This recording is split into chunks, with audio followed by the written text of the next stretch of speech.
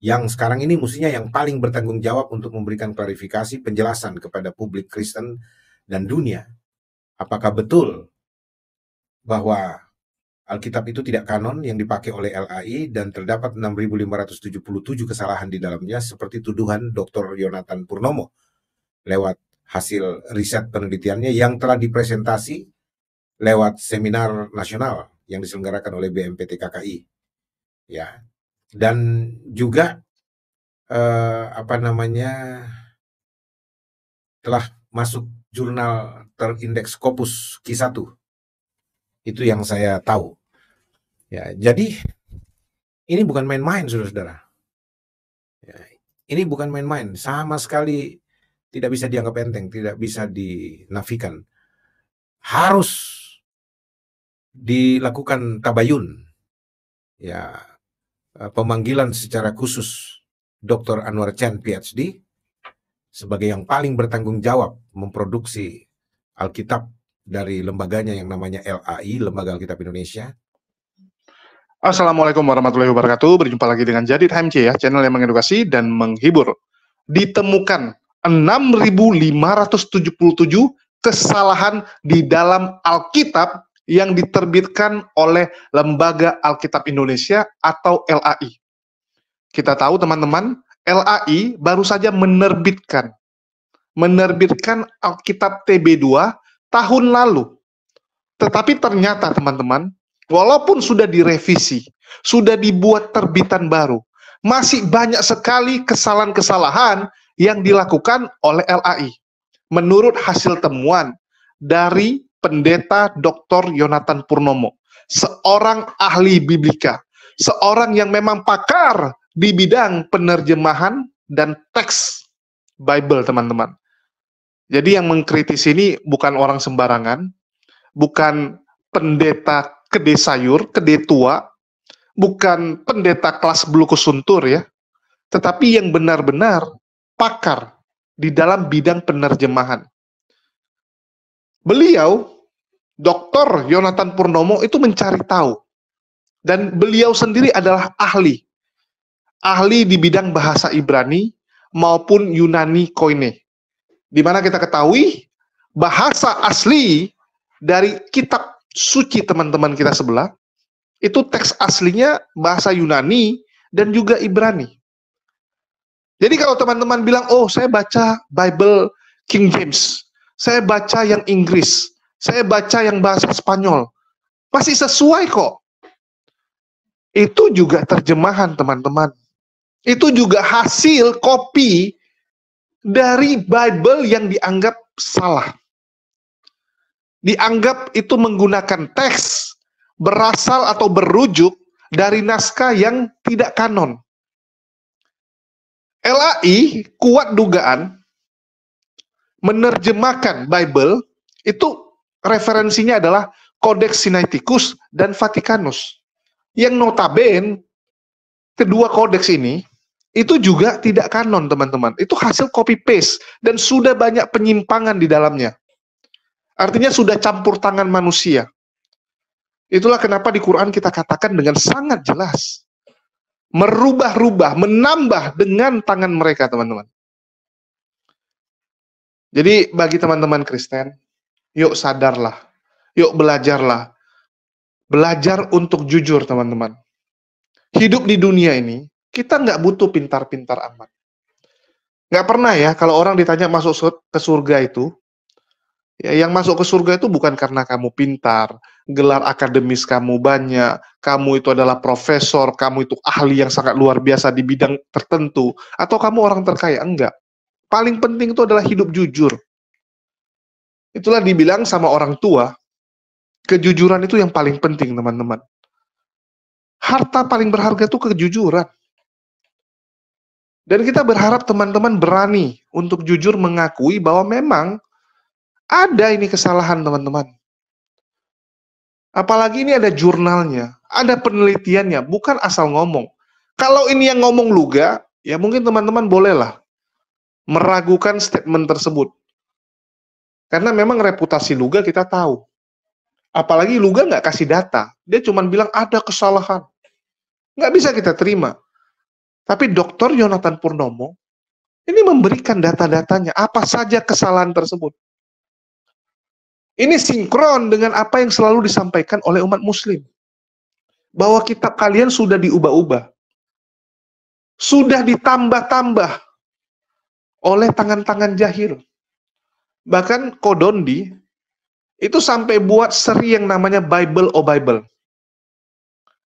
Di seri Bible o Bible itu dibongkar kontradiksi demi kontradiksi. Tetapi teman-teman kita sebelah selalu bilang apa? Wah, ini kebencian. Wah, ini kurang ajar dan sebagainya.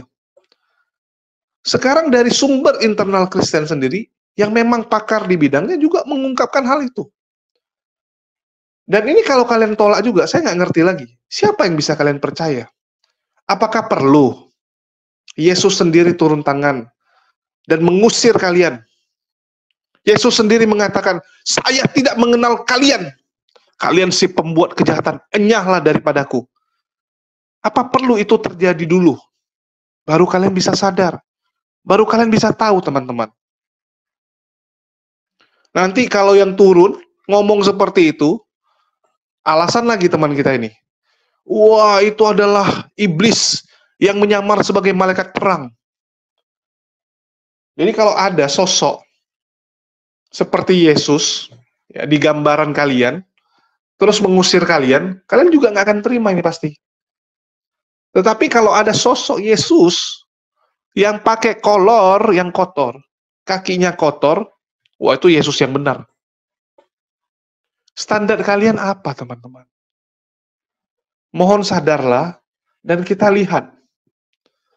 Ya, kita lihat bahwa yang disampaikan oleh Dr. Yonatan Purnomo ini punya dasarnya.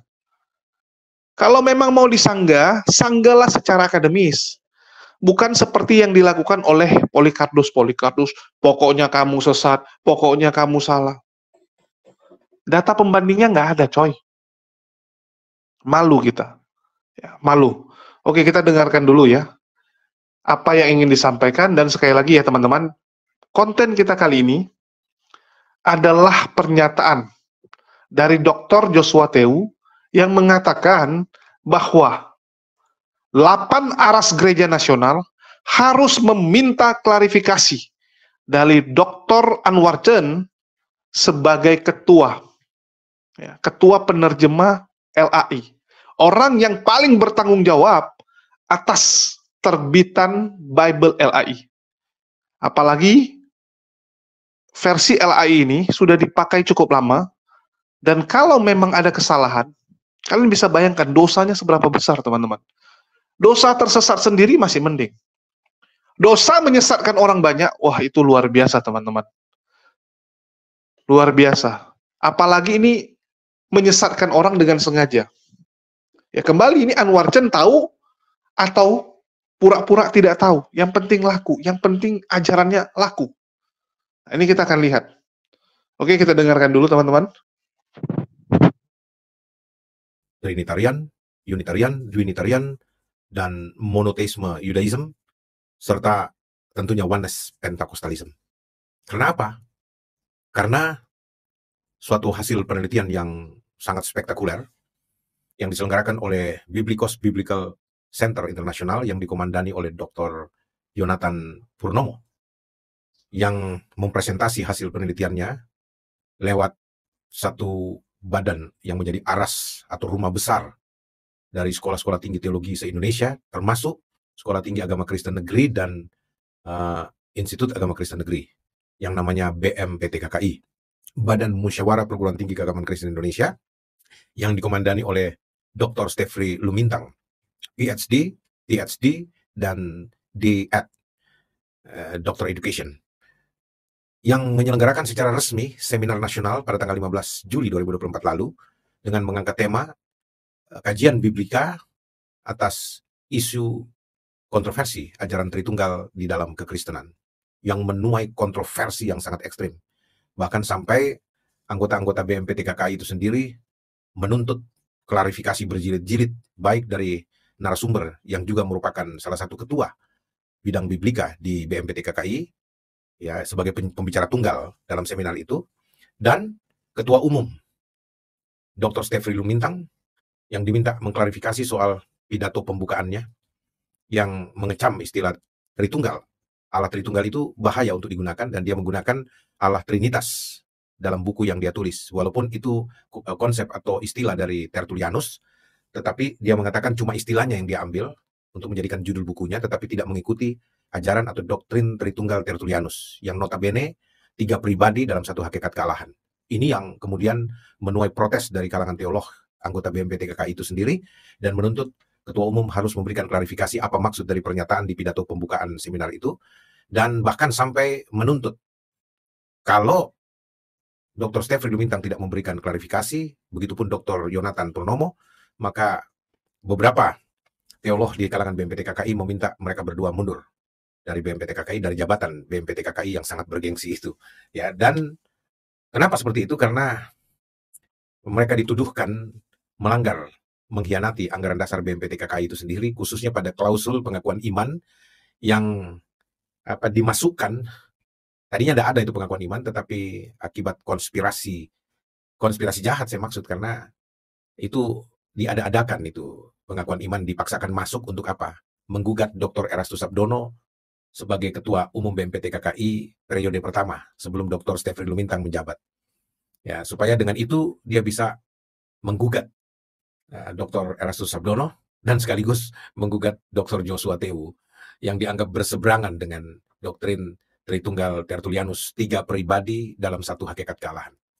Jadi itu pengakuan iman merupakan klausal untuk menjadi bagian eksplisit di dalam anggaran dasar BMPTKKI sebagai politik akal-akalan.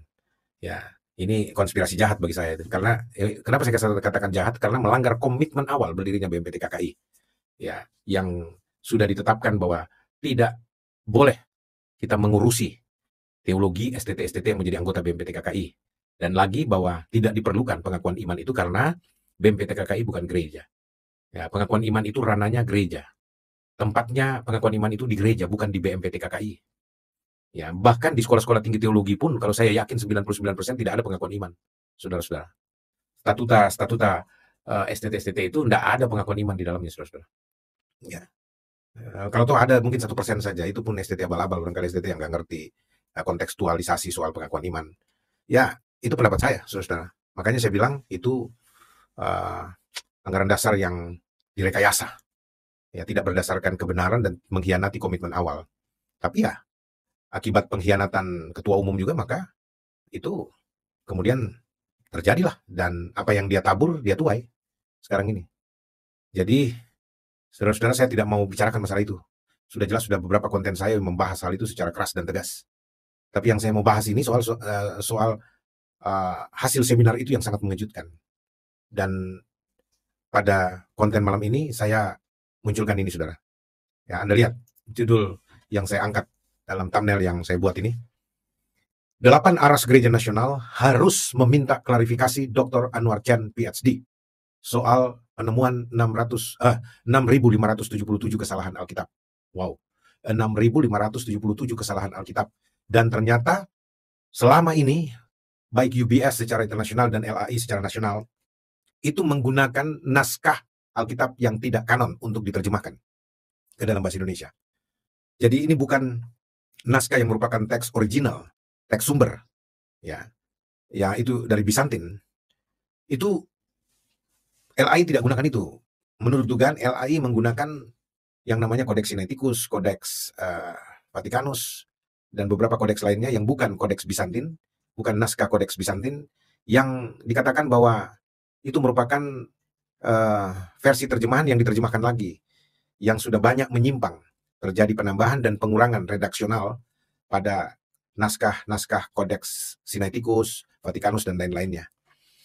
Nah, yang dimaksud Alkitab kanon itu yang Bizantin, yang terpelihara sampai sekarang oleh Gereja Timur, yang diklaim oleh Dr. Yonatan Purnomo seperti itu. Ya, tapi walaupun demikian, Dr. Romo Daniel Biantoro yang katanya ortodoks, dia juga tidak memakai Alkitab kanon, dia pakai Alkitab Indonesia, Alkitab bahasa Indonesia terbitan LAI.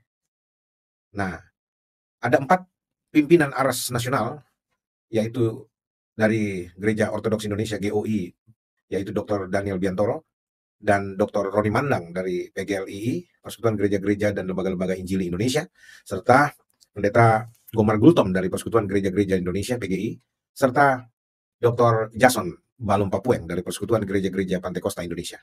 Ya. Dan di sebelah Pak Jason ini ada Dr. Anwar Chen PhD yang mengomandani yang mengetuai Departemen Penerjemahan Lembaga Alkitab Indonesia LAI, yang sekarang ini mestinya yang paling bertanggung jawab untuk memberikan klarifikasi penjelasan kepada publik Kristen dan dunia apakah betul bahwa Alkitab itu tidak kanon yang dipakai oleh LAI dan terdapat 6.577 kesalahan di dalamnya seperti tuduhan Dr. Yonatan Purnomo lewat hasil riset penelitiannya yang telah dipresentasi lewat seminar nasional yang diselenggarakan oleh BMPT KKI, ya. Dan juga telah masuk jurnal terindeks Scopus Q1. Itu yang saya tahu. Ya, jadi ini bukan main-main, saudara-saudara. Ya, ini bukan main-main, sama sekali tidak bisa dianggap enteng, tidak bisa dinafikan. Harus dilakukan tabayun, ya, pemanggilan secara khusus Dr. Anwar Chen PhD sebagai yang paling bertanggung jawab memproduksi Alkitab dari lembaganya yang namanya LAI, Lembaga Alkitab Indonesia, untuk mengklarifikasi tuduhan Dr. Yonatan Purnomo. Apakah tuduhannya itu benar atau salah, dan harus dibuktikan secara akademik lewat penelitian-penelitian atau hasil penelitian yang telah dilakukan oleh LAI sehingga menghasilkan Alkitab yang seperti sekarang ini dipakai oleh 95% warga gereja di seluruh Indonesia. Jadi saudara-saudara, itu sebabnya pada kesempatan ini saya mendorong supaya harus dibuatkan kajian ilmiah teologis akademik secara khusus untuk memberikan tanggapan khusus. Jangan dibiarkan saudara, karena ini sudah viral, ini sudah menghebohkan, ya, baik di dunia TikTok, YouTube, dan beberapa platform media sosial lainnya sudah menjadi pokok pembahasan ini Dr. Yonatan Purnomo di berbagai komal dan di berbagai channel YouTube, saudara-saudara. Ya. Dan ini sudah cukup meresahkan warga gereja nih. Kalau ternyata kita pakai Alkitab yang selama ini salah, waduh, teologi yang kita bangun juga salah dong. Ya. Dan bagaimana nasib orang-orang yang telah meninggal tapi percaya kepada Alkitab yang salah? Dan 1001 pertanyaan yang muncul akibat viralnya hasil penelitian Dr. Yonatan Purnomo ini. Jadi saudara-saudara yang kekasih, mari kita berpikir tenang dengan hati yang dingin untuk memberikan semacam penjelasan dan klarifikasi yang proporsional terhadap isu yang sangat menghebohkan ini, saudara-saudara. Dan saya punya salah satu buku dari Dr. Yonatan Purnomo, yaitu Doa Bapa Kami, mengungkap kontroversi Doa Bapa Kami, yang dia berikan contoh terjemahan dari bahasa asli yang kanon, ya, lalu diterjemahkan secara gramatikal dan membuktikan beberapa dari 6.577 kesalahan itu di dalam konteks pembahasan Doa Bapa Kami saja. Ya, ada dia berikan contoh-contohnya, saudara-saudara. Wah, sampai pada kesimpulan bahwa juga gara-gara Alkitab yang tidak kanon yang dipakai oleh 95% warga gereja di seluruh Indonesia ini, sehingga doktrin seperti Tertullianus, doktrin Trinitas seperti Bapak Gereja yang namanya Tertullianus ini, itu sesat, bidat, dan sudah dianatema oleh Gereja Timur, saudara-saudara. Dan bukankah ini satu hal yang perlu kita seriusi? Enggak main-main, saudara-saudara. Ya. Ini, waduh, Dr. Anwar Chen tidak boleh diam saja, harus memberikan penjelasan, klarifikasi, dan sebaiknya pimpinan Aras Gereja Nasional yang bersatu untuk memanggil Dr. Anwar Chen mempertanggungjawabkan ini, karena ini menyangkut doktrin teologi yang dibangun oleh gereja-gereja yang menggunakan Alkitab terbitan LAI ini, saudara-saudara. Apalagi sekarang warga Trinitarianisme versi Tertullianus itu ngamuk besar itu. Nah, makanya saya himbau supaya dalam waktu dekat seluruh pimpinan Aras Gereja Nasional harus duduk bersama untuk meminta klarifikasi dari Dr. Anwar Chen PhD ini sebagai yang paling bertanggung jawab di Lembaga Alkitab Indonesia dalam memproduksi Alkitab yang ada di tangan kita masing-masing. Iya, nggak main-main, saudara, 6.577 kesalahan Alkitab. Ya, dan lagi Alkitab yang digunakan ini naskah bahasa asli yang diterjemahkan seperti dari naskah tadi saya bilang Codex Sinaiticus dan lain-lain itu tidak kanon ternyata. Artinya berseberangan dengan Alkitab kanon yang versi Bizantin dan Textus Receptus kalau saya nggak salah itu. Dan saudara-saudara, ini cukup mempengaruhi. Ya, bayangkan sampai beliau Dr. Yonatan ini berani mengatakan bahwa gereja sudah mengutuk atau menganatema Tertullianus, memecat dia dari status bapak gereja, dan bahkan gelar santonya itu dilucuti karena dianggap sesat, bidat. Lalu kemudian dia bergabung dengan sekte Montanus, tambah bidat lagi. Tetapi herannya, ajarannya, konsep teologi yang dia bangun, Allah Trinitas, ya, 3 pribadi 1 hakikat itu, ya, bahwa Allah itu Esa tetapi terdiri dari 3 pribadi, yaitu Allah Bapa, Putra, dan Roh Kudus. Yang ketiganya, 3 pribadi ini dapat dibedakan tapi tidak dapat dipisahkan. Una substantia tres personae. Itu dianggap sesat, bidat. Padahal 95% gereja-gereja di Indonesia beraliran itu, Tritunggal Tertullianus itu. Ya. Ya, sisanya Unitarian, Duinitarian, Yudaisme, Monoteisme Yudaisme, dan Oneness Pentakostalisme, yang merupakan cabang dari United Pentecostal Church International, UPCI. Ya, jangan diam, Pak. Pimpinan-pimpinan Aras Gereja Nasional harus duduk bersama, lalu memanggil secara resmi Ketua Departemen Penerjemahan Lembaga Alkitab Indonesia, Pendeta Dr. Anwar Chan, PhD, untuk mempertanggungjawabkan atau memberikan penjelasan dan klarifikasi resmi terhadap tuduhan Dr. Yonatan Purnomo itu. Mata kita tuh terbatas, kita nggak bisa menembus kalbu, yang tahu hanya Allah. Maka terlihat alim belum tentu alim. Betul. Terlihat baik belum tentu baik, terlihat kaya belum tentu kaya, terlihat miskin belum tentu miskin. Artinya di sini jangan kita memandang dengan mata kita. Walaupun cuma sedekahnya cuma 1.500, tapi itu bermanfaat untuk umat, wallahu a'lam, itu bisa mengantarkan kita ke surga daripada sedekah 2 miliar tapi tujuannya duniawi gitu. Karena Sayyidina Umar Ibn Khattab ketika memberikan dakwah di mimbar, dan ini adalah hadis hadis ahad ya, karena memang beliau sahih, karena Sayyidina Umar Ibn Khattab salah satu orang yang kata Rasulullah kalau seandainya ada nabi setelah beliau itu Sayyidina Umar. Apa kata Sayyidina Umar Ibn Khattab? Innama a'malu binniyat. Jadi barang siapa yang berhijrah karena dunia, dia akan dapatkan, tapi dia akan mendapatkan apa yang diniatkan. Maka yang penting niatnya, guys. Mau 50.000, 30.000, ya nggak masalah, yang penting niatnya untuk berkontribusi gitu, untuk memberdayakan mu'alaf, menunjukkan cinta kita kepada mereka yang baru bergabung kembali ke fitrahnya. Karena gini guys, kalau bukan kita, siapa lagi coba? Kalau bukan kita yang peduli sama mereka dan kita biarkan mereka meminta-minta. Iya, kalau mereka imannya kuat. Kalau ternyata imannya lemah, akhirnya mereka tidak sanggup di ranah ekonomi, mereka tidak makan, mereka lapar. Orang Islam dari lahir aja bisa loh menjual akidah gara-gara lapar. Apalagi mereka yang udah terbiasa makan babi. Lah, giliran mereka di Kristen, mereka jadi orang kaya. Giliran mereka di Hindu, mereka enak hidupnya. Tiba-tiba mereka jadi Muslim, semua umat Islam tidak peduli. Sementara mereka masuk dalam mustahik zakat. Mereka berhak atas harta kita. Lalu kita tidak peduli. Loh, kalau masa kita tunggu mereka minta-minta, maka kita yang punya kesadaran, maka kita yang akan melihat inilah gunanya silaturahim. Kenapa silaturahim itu menambahkan rezeki? Karena kita sengaja untuk melihat orang-orang yang memang membutuhkan tanpa merendahkan harga diri mereka. Betul. Mereka tidak perlu minta-minta, tapi mereka kita mempelajari kondisi mereka, dan dari situlah kita insya Allah yang harus ikhlas. Ya, tapi memang ada beberapa kondisi gini. Ya. Ada beberapa kondisi orang itu tiba-tiba ditemukan udah mati aja kelaparan gitu ya. Karena begitu ditanya sama tetangganya, loh kok kamu bisa nggak tahu gitu? Ya karena dia bilang nggak pernah ngeluh gitu. Nah, hadisnya tahu nggak? Tidak mencium bau surga, kalau tidak salah tuh gitu ya.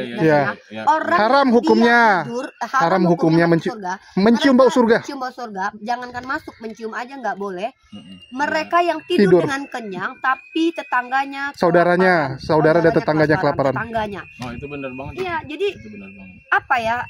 Islam itu kan rahmatan lil alamin. Konteks Islam ini adalah bersilaturahim. Makanya kita tuh tetangga, mukmin yang baik adalah mukmin yang tetangganya selamat dari kejahatan lisan dan tangannya. Pertama itu. Yang kedua, kita sebagai pribadi muslim, prioritas kita tuh orang terdekat. Selain akrabi itu tetangga. Aku pernah dengar juga narasi Islam, entah ini hadis ya, kalau nggak salah ini hadis, bahwa yang paling berhak mendapatkan harta kita itu adalah yang pintu rumahnya paling dekat dengan kita. Tapi kalau kita sudah mencukupi semua, apa salahnya kita ke yang jauh, ya kan? Karena mereka juga bukan berarti kita ini ya. Jangan-jangan ada yang tidak peka di situ. Kenapa bukan kita? Gitu. Jadi insya Allah nanti ke Labuan Bajo ini misinya adalah memperlihatkan ada salah satu pondok pesantren Tahfidzul Quran yang ya sedikit memprihatinkan, ya sangat memprihatinkan. Dan mana tahu dengan keberadaan nanti tim dari Avengers Syariah ini jadi Corporation, HMC Corporation berkunjung ke sana, maka mata kita yang nonton channel Uniriva, channelnya Jadi, channelnya Opsi Channel, channelnya Benteng Akidah bisa tersentuh hatinya untuk berbagi dengan hafiz Quran di sana, sehingga banyak mencetak hafiz-hafiz Al-Quran.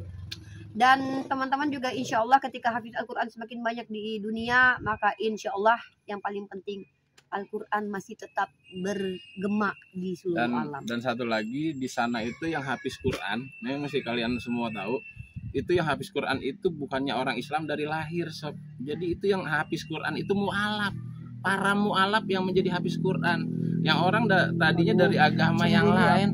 Iya, nah makanya subhanallah, gue aja merinding kalau ngomong kayak gitu. Gue aja nggak hafiz, sob. Gue cuma pakai kopiah karena buat ngejagain gue dari kemungkaran. Nah, tapi mereka di sana mau loh habis Quran. Nah, inilah kita belajar banyak, nanti kita ke sana, nanti kita akan bikin testimoninya semuanya, pokoknya insya Allah akan terpuaskan dengan Jadi HMC Corporation.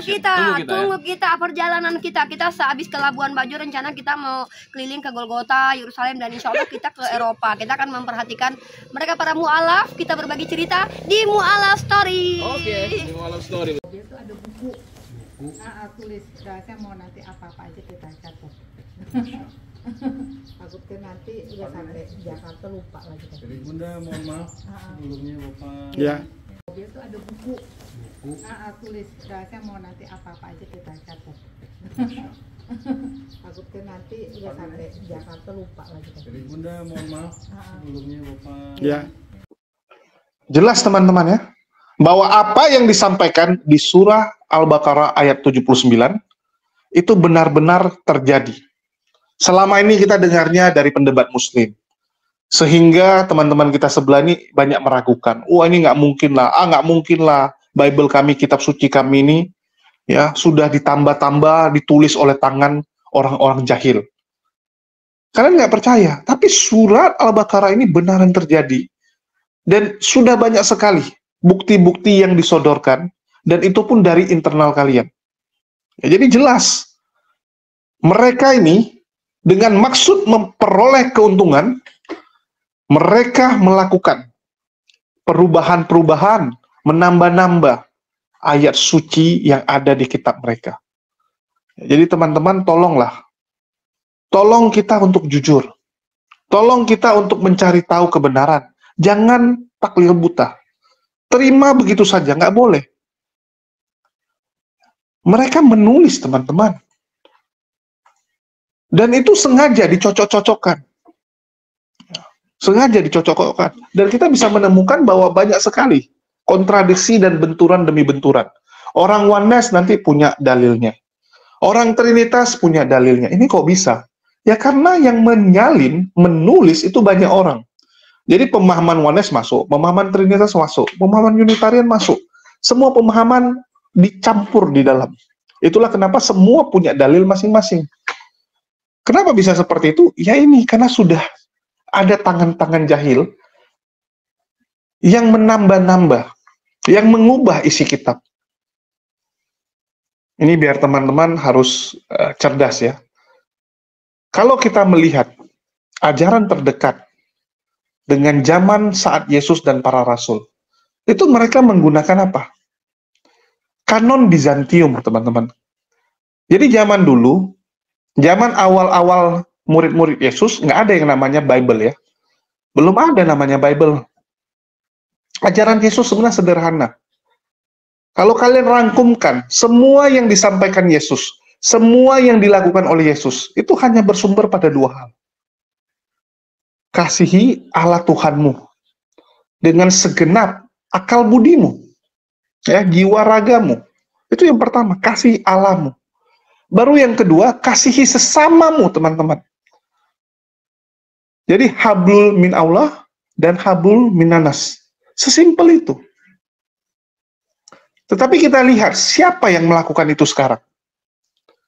Siapa yang lebih mengutamakan Allah di atas segalanya. Saya ambil contoh, nggak usah jauh-jauh. Kita lihat reaksi umatnya. Saat Tuhannya dihina, apa yang dilakukan umat muslim? apa yang dilakukan umat Kristen. Silakan kalian bandingkan.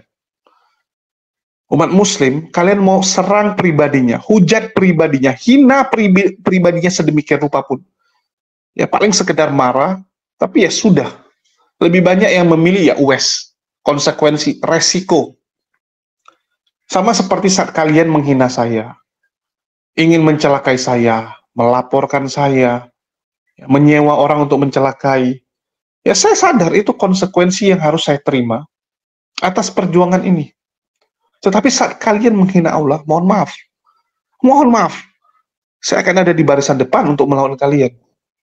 Walaupun mungkin jalan ini tidak disukai oleh banyak orang. Coba kita lihat reaksi teman kita sebelah. Kalau Tuhannya dihina, contoh kemarin, para Dewaria. Waria memperagakan sebagai Yesus. Mereka bilang apa? Udahlah, nggak apa-apalah, seni itu, hak orang. Oh, kalau Islam itu sudah demo berjilid-jilid di Monas. Mereka bilang seperti itu. Kalau mereka enggak lah, malas. Biarin saja. Mau ada Yesus TikTok, prank Yesus, mau Yesus dihina sedemikian rupa pun, udah, nggak apa-apa. Jadi mana kasihi Allah Tuhanmu ini mana, teman-teman? Kita bisa lihat di perjanjian lama, bagaimana Allah, Tuhan, Yahweh, itu sangat sakral. Nggak boleh sembarangan. Nyebut namanya saja nggak boleh sembarangan. Apalagi dijadikan parodi TikTok. Tetapi teman-teman kita sekarang, coba lihat. Yesus TikTok dan sebagainya, nggak marah. Tapi kalau pribadinya, ini adik pula, ya. Aderion, teman-teman. Kena lagi Aderion. Udah lama padahal kita nggak sebut nama dia, kan. Aderion, teman-teman. Kita sebut dia sebagai pelaku LGBT, langsung pingin bunuh, ya. Langsung dia bilang, kalian Islam, gitu kan, kubunuh kalian. Sofiatul, begitu ketahuan janda Salome, apa yang dia lakukan? Pendeta HTD mau ditebas lehernya, teman-teman, mau ditebas. Jadi mereka ini kasihi dirinya sendiri, itu nomor satu. Baru nomor dua ya mungkin kasihi hartanya. Tapi sesama ya mungkin kesekian lah, kan begitu. Ini beda kan? Dari sini kita sudah melihat siapa yang melakukan ajaran Yesus untuk mengasihi Allah Tuhanmu. Ya terlepaslah kalian bilang, oh Tuhan kita beda. Intinya, kami mengasihi Sang Pencipta segalanya. Oke? Sang Pencipta segalanya ini akan melihat umat mana nih yang benar-benar mengasihi dirinya, yang benar-benar berjuang untuk agamanya. Silakan kalian cek. Jadi kembali kepada 6.577 kesalahan di dalam Alkitab, Dr. Anwar Chen ini memang harus diminta pertanggungjawabannya. Apakah sengaja menerjemahkan, ya, sengaja membuat LAI menerbitkan Bible yang salah? Atau memang dia pun nggak ngerti karena kebodohannya, kan begitu. Kan banyak orang melakukan penipuan karena dia juga korban. Sama seperti money game. Teman kita ajak kita, masuklah. Kita mau marah mau gimana, dia juga korban. Kan begitu, dia juga korban. Santa Claus itu nyata. Kita juga korban dari senior-senior kita, abang-abang kelas kita, abang-abang kita. Abang-abang kita juga jadi korban dari abang yang sebelumnya. Sama. Mau marah juga nggak bisa. Jadi tinggal dicek, ini ada kesengajaan atau tidak. Kalau ada kesengajaan, terkutuklah. Ya, terkutuklah orang-orang ini. Kita bisa lihat bagaimana nasib orang-orang yang sudah meninggal, dan mereka saat hidup percaya kepada Bible yang salah. Mengerikan, teman-teman. Sudah berapa banyak orang Kristen yang meninggal di dalam iman dan percaya kepada Bible yang kuat dugaan ada kesalahan. Ini kan bahaya. Auto neraka ini, teman-teman. Auto neraka.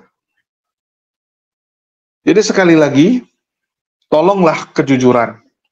Jangan teman-teman ini cuma bilang, wah pokoknya udah benar lah ini. Ini firman Tuhan, Tuhan yang jaga, nggak mungkin salah dan sebagainya. Halo, setan juga berkontribusi di dunia ini, teman-teman. Itulah kenapa kita harus bijak, kenapa kita harus menggunakan akal budi kita, kenapa kita harus minta hikmat. Kalau memang ada kesalahan, yuk pelajari. Nggak ada salahnya kita pernah salah di masa lalu. Tapi yang penting mau berubah. Orang hebat itu bukan orang yang nggak pernah melakukan kesalahan. Ya, bukan itu. Orang hebat adalah orang yang mau mengakui kesalahannya dan berubah. Ini baru orang acungin jempol. Sekarang mau nggak LAI, ya, teman-teman di sebelah, untuk berubah, untuk belajar, untuk mencari tahu kebenaran? Ini yang kita harapkan ya. Ini yang kita harapkan. Dan sekali lagi teman-teman, saya meminta kejujuran di sini. Itu aja. Kejujuran untuk mencari tahu kebenaran. Oke? Ya, saya rasa cukup untuk konten kali ini. Dan seperti yang tadi saya ada taruh iklannya, tanggal 16 nanti. Ya, insya Allah tanggal 16 atau tanggal 15 Agustus kita akan pergi ke Labuan Bajo untuk mengibarkan bendera merah putih di Ponpes yang ada di Labuan Bajo, di mana itu adalah salah satu pos dalam melawan pemurtatan, melawan teman-teman kita sebelah yang terus mencoba mempengaruhi saudara-saudara kita yang muslim di NTT. Udah muslimnya cuma 9%, terus dipengaruhi, terus diajak untuk pindah agama. Saya nggak bisa habis pikir ya, kenapa mereka begitu ngotot? Padahal sudah mayoritas. Kalau di sini oke lah, mereka alasannya, wah kami minoritas, kami pingin jadi mayoritas. Ngebet sekali, ngotot sekali. Tapi udah mayoritas pun masih ngotot juga rupanya. Untuk itu kita akan mendukung ponpes-ponpes yang menjadi garda-garda, pos-pos terdepan dalam melawan pemurtatan ini. Dan sekali lagi, ini semua bisa terjadi. Ya, ini semua bisa terjadi, bisa kami lakukan kalau teman-teman semua mendukung. Kalau teman-teman semua bahu-membahu membantu perjuangan ini. Jadi, mohon dukungannya teman-teman, agar kita bisa melaksanakan jihad kami ini. Dan ini akan menjadi program rutin. Program rutin yang saya dan teman-teman saya lakukan. Jadi selesai dari ponpes ini, kita akan lanjut ke ponpes berikutnya yang kita anggap layak untuk dibantu dan harus kita perjuangkan, teman-teman. Jadi kami juga nggak sembarangan memilih. Kita cari tahu, kita lihat apa yang mereka lakukan. Dan saya berharap ini akan dilakukan oleh teman-teman yang lain juga, yayasan-yayasan yang lain juga, karena kita tahu di Indonesia ini terlalu luas. Banyak ustadz-ustadz di pedalaman itu luar biasa, tapi kurang diperhatikan. Beda dengan di sebelah, teman-teman. Tim misionaris itu dipersenjatai, di backup dengan habis-habisan. Jadi gimana kita lawan orang yang senjatanya full? Kalau kita itu nggak bawa apapun, nggak pegang apapun gitu. Dia pakai machine gun, senjata tercanggih, oke. Minimal kita peganglah satu pistol kan gitu. Minimal adalah senjatanya, walaupun mungkin cuma bambu runcing. Kan nggak mungkin lawan orang yang udah pegang meriam dengan tangan kosong. Itu sih yang saya harapkan, agar apa yang kami lakukan ini bisa bergulir dan bisa dilakukan oleh yayasan-yayasan yang lain ya. Dan sekali lagi kalau teman-teman bilang, Bang, kok nggak sinkron sama ini, sinkron sama itu, ajak kerja sama ini itu gitu. Ya kita kasih contoh aja dulu. Kita kasih contoh, nanti kalau teman-teman ada yang ingin melakukan atau ingin melanjutkan, ya silakan. Kan begitu. Jadi tidak sesimpel itu, teman-teman. Setiap yayasan itu punya anggaran mereka sendiri, mereka punya planning sendiri, ya. Kita nggak bisa campuri sesuka hati. Walaupun mungkin kita kenal sama pengurus yayasan A, B, C, D gitu. Tapi kita nggak bisa intervensi atau campuri internal mereka. Itu kembali kepada mereka sendiri, mau lakukan atau tidak. Bisa jadi yayasan tersebut fokusnya bukan kepada hal seperti itu. Bisa jadi fokusnya ke hal yang lain. Kan begitu. Mungkin fokusnya buat debat, atau cetak buku, atau apapun. Ya, masing-masing punya perjuangannya, dan sekali lagi, ya kalianlah Ya, kalian yang menilai kira-kira kalian cocoknya itu ngebantu yang mana.